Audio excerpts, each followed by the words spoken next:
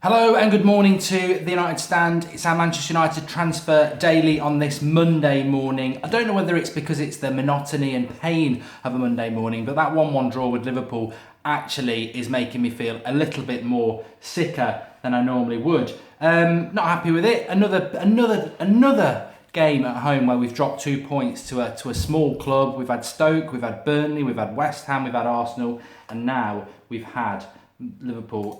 Should have won it, but this is football, isn't it? This is what happens. But as disappointing as it is, I've just read in the paper that Pep Guardiola's given up on the Premier League. So that's quite an interesting thing, isn't it? That some United fans still think we've got a chance. I personally do not think we've got a chance of winning the league, but that's not what we're here to talk about. We're here to talk about the transfer news this morning. And as I wake up, the old adage, the old problem in relation to Michael Carrick is still very much there. We need to find a replacement for him, as we full well know, and we are back linked to Nemanja Matic, which again is quite an interesting one at Chelsea, 28 years of age. We know that Jose Mourinho is a big fan of his, so I'm not going to say I'm surprised by it. However, I don't know whether he's really what we need at 28, and also would he really want to come to Manchester United? Are we what he wants?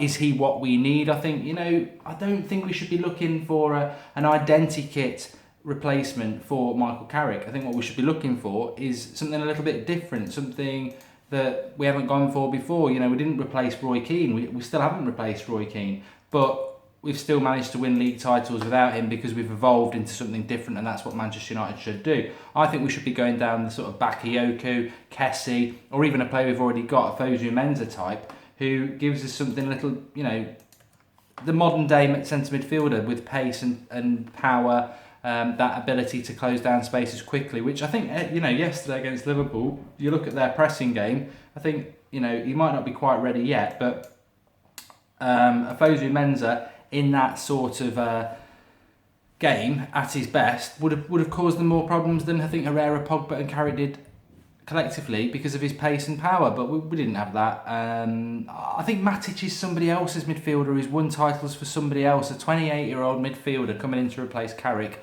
from Chelsea doesn't excite me, and I think hopefully it is just paper talk, but it does keep getting mentioned. And apparently he's a priority this summer for Jose Mourinho. I'd love to know what the story behind Carrick was yesterday as to why he went off, because if it wasn't injury, I don't think we should have took him off, but there we go, that's a story for another day. Ashley Young's in the news over the weekend for a Chinese move, Chinese takeaway, whatever you want to call it.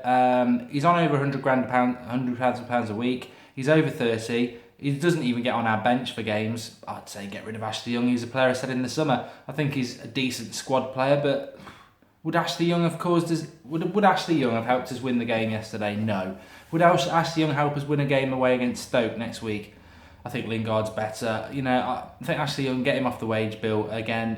People call it harsh, but I think getting rid of Schneiderlin was right, because when I call them deadwood players, I think people take that as I'm saying they're crap, and I'm not saying that at all. What I'm saying is that we've got a lot of these types of players that bulk our squad up, where they're very samey sort of players, and I don't think he's any better than Memphis or Lingard, who are fringe players, aren't they? So why have another one? Ashley Young, get rid of him. If we can get rid of him to China and get a bit of money, all the better. But I'd get rid of Ashley Young as soon as possible, because I just think he's just an oxygen thief within the Manchester United squad, to be blunt. We've been using him at right back when we could have been using someone like Fosu Mensah or a youth player. And I think, no, get rid of Ashley Young, please.